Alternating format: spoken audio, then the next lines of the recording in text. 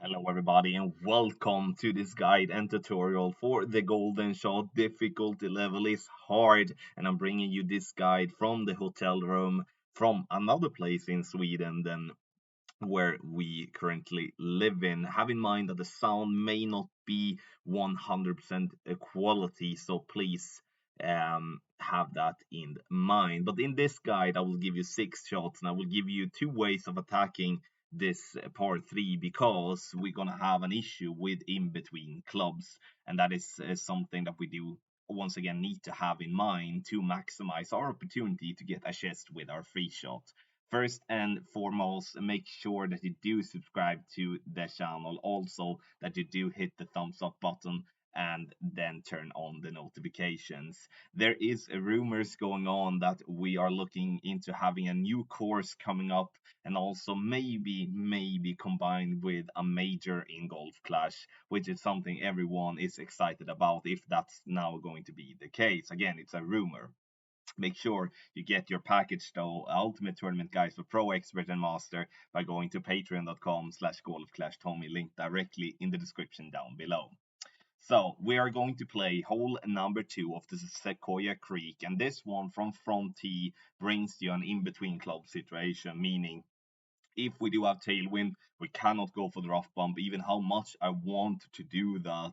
But and then also in headwind, there is no way for us to use the fairway to bounce towards the pin, which means that in headwind we are forced to play a rough bump, and in tailwind we are forced to play on the fairway, which obviously makes this to be a little bit more difficult than what I was hoping it to be. Because if we would be able to play a rough bump in regardless what wind we're gonna have, then that would have been super duper good. So what I would say, the rough bump is uh much better chance than the bounce over to get a hole in one. We're still gonna be close with the bounce over, but as we're going to bounce 3 times before we even have a roll towards the pin, compared to then the rough bump where we have one bounce and then we are rolling towards the pin. Obviously, the rough bump will be a more secure way of getting a hole in one, which obviously what we do want in the end.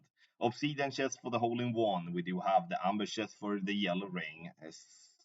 Crimson chest for the red ring, obviously, aqua chest for the light blue ring, and then cobalt chest for the dark blue ring. If you do want to read more about the golden shot, you press the question mark on the top right. You can then also send in a ticket to the Golf Clash support by pressing the button called Contact Us on the top right. So now let's take a look at first and foremost some landing positions. We're going to play with Golden Wood Club in Tailwind, which is going to be played max plus 10. Have that in mind. So max plus 10 in Tailwind, and what we're going to do that to simplify this as much as possible is that we're going to play a no movement. You can see here now this is the position with a no movement, and for those of you that don't know what a no movement is, a no movement is when you don't touch your target until it's time to adjust the ring. So what you do directly is that you add the spins and then you adjust and take your shot. So we are removing an element or like one part of the shot that is usually pretty time consuming. This to simplify it as much as possible. So, and once again, this is a shot that we do in tailwind and also in crosswind. We don't do this in headwind at all because that's gonna make you go in between clubs. But you're gonna see the no movement in action once we do take a look at the shots that I have prepared for you. In headwind, we're gonna do like this. This is before spin. That is very important because we're gonna look for 2 things here. First, it's the bullseye. So we want to have the bullseye to be just by the edge of the rough, just before it bounces on the fringe above the rough. And also then we're gonna take a look at the tip of the ball guideline to be center in between the dark and the bright green square row. And once again, it's super duper important that you set up this position before you add spin. Because if you add spin before, then you will have to have a different position in the rough, because as we're looking at the ball guideline will not look as it does here on the video. And then you may be wondering, why do we aim so close to the fringe? Won't we miss the rough? No, we won't, because the headwind will compress the ball guideline and our bounce will then be further back into the rough. So that is something to have in mind, because if we do have then headwind, we will then bounce center rough or like on the top of the rough, because if we would be aiming center rough here, we would be needing to use a lot of overpower to be able to actually hit the rough instead of just miss it. So then we do have those two. And for a driver, which is in Headwind, we play medium distance plus 10. The VPR table on the right hand side, as I only have space for one VPR table, that is for the max plus 10 for the Golden Wood Club. But obviously, we do have the text guide that I will present to you in the end, which is made by Tony Richardson. As always, we do obviously have VPR table for both of the clubs. So I think it's time to take a look at the videos, and I have used videos with different angles. Like I've been chosen to use a couple of tailwinds, a couple of headwinds, and a crosswind to give you a little bit of everything. Obviously we do have some, nice shots in the end as well. So let's take a look at shot number one here, and then we do have in this case northwest wind. And what we do with northwest wind is that we go a no movement, so we're not touching the target until it's time to adjust the range. So you can see that I didn't move the target at all, I just applied spin, and once that is done, we will then adjust. I adjust over the bullseye, so 5.5 miles per hour gives me 2.9 range. Center the ball, very important. If you don't center the ball properly, you may have some accidental curl, overpower, or underpower, and that's always going to be crap. Bounce on the fairway, and we get this very high bounce, and we roll towards the pin. Very close for an hole in one to start with. And, to be honest, like if I get tailwind here, I would definitely be pleased with the yellow ring.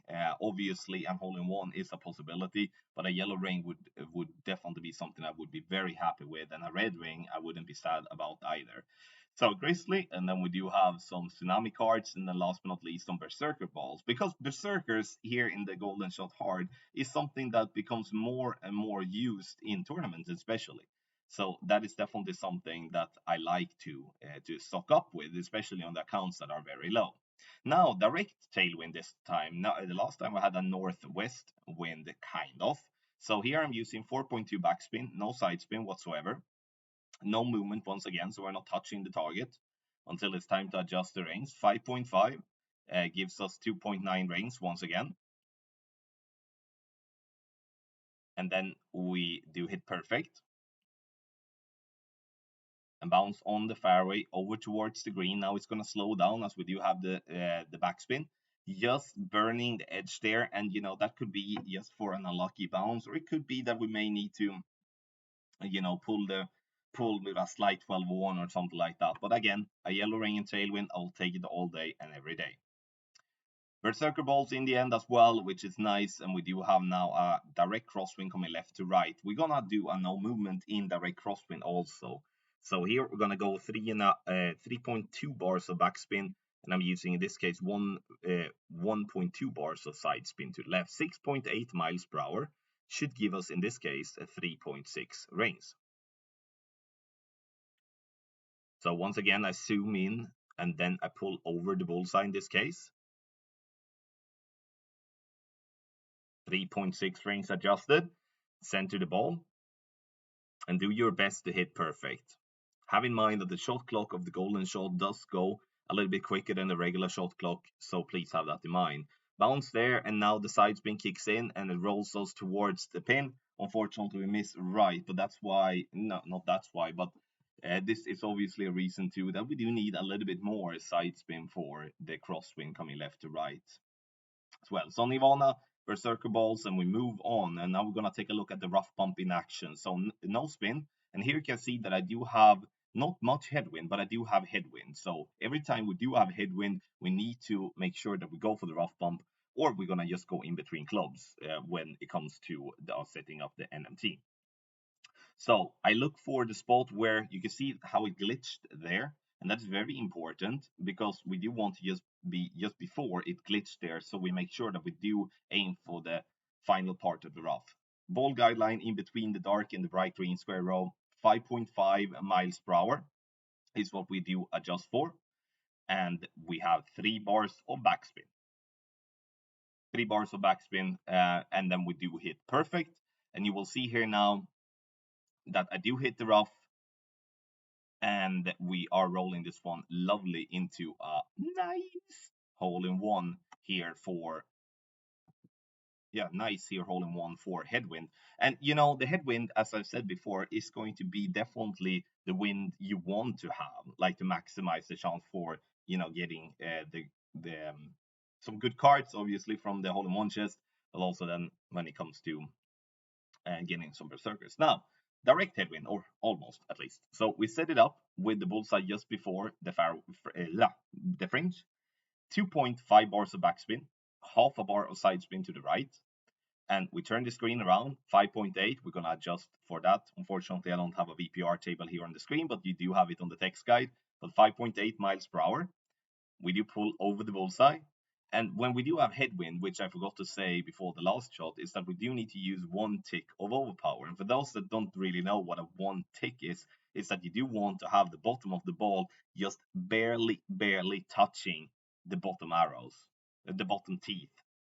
We just want to do that to make sure that we're always going to hit the rough, even though we do hit a great ball. Dead center drop for an hole in one, and for those that did play the rough bump in the tournament, in whatever division you play with, knows how good this rough bump is if we do have the correct adjustment, because there is a funnel, and that funnel, ooh, 5 cards away from Apocalypse level 7. You see, you get some good cards there for the hole in one. End up with a no movement here in Tailwind. I wanted to, obviously, I've been talking very negative towards Tailwind route, but I'm not negative towards the shot we have. I'm just wanted to point out that obviously the rough bump is a better chance, but we can still drop an hole in one in Tailwind also. So no movement, so we don't touch the target until it's time to adjust the rings. We do adjust for 6.3 miles per hour, center the ball, hit perfect, and this ball is going to come in lovely for an hole in one with tailwind. So yeah, there is definitely a possibility in tailwind to drop hole in ones, but once again in headwind, that's going to be the absolute best way. To add something here in the end though, when it comes to direct headwind and the highest possible winds, which is going to be 7.9 and 8.0, there is maybe a risk that you do adjust into overpower just barely. Instead of just using one tick of overpower, I would like you to add a couple of more clicks of overpower to make sure that you will hit the rough. That's obviously extremely unlucky if that's going to be the win that you're going to get. But now let's take a look at the text guide here for us all, which is this one. You see a double version, and this text guide is made as usual by Tony Richardson based on my shots and my data. Make sure that you do subscribe to Tony's channel. Link is in the description down below. This text guide can be found in various Golf Clash communities. It will also, in this case, it will also be possible to get it from golfclashtommy.com, which is your free source to all type of golf clash content, and also you do have a link in the description down below. So we do have on the left side, which is the green side. Yes, the color speaks together. So we do have the green side with an NNT, no move target, don't touch the target until it's time to adjust the rings. We do have the VPR table on the bottom left there, and then we do have the spins for the NMT, which is 4.2 backspin in direct tailwind, 3.8 backspin with 0.8 left spin in northeast wind, 3.8 backspin and 1.2 right spin in northwest wind. When the wind comes from left to right, we go 3.2 backspin and 1.5 left spin. Wind coming right to left, 3.2 backspin and 1.5 bar of right spin. Now we go over to the red side. Before spin, bullseye just before fringe with ball guideline tip in between dark/light green square rows. Very important before spin.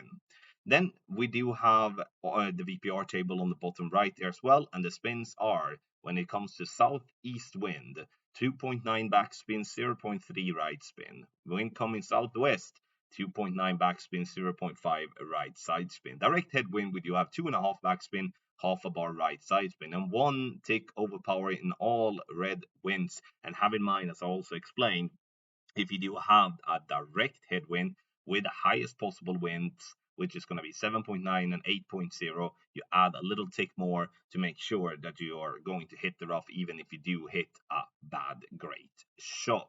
So there we do have it, ladies and gentlemen, for the golden shot. Let me know in the comment section below how it went for you. Now it's time for me to go out to the pool, and I hope you have a beautiful weather wherever you are in the world, and you have the best of luck with the golden shot. Once again, thank you so much and good luck.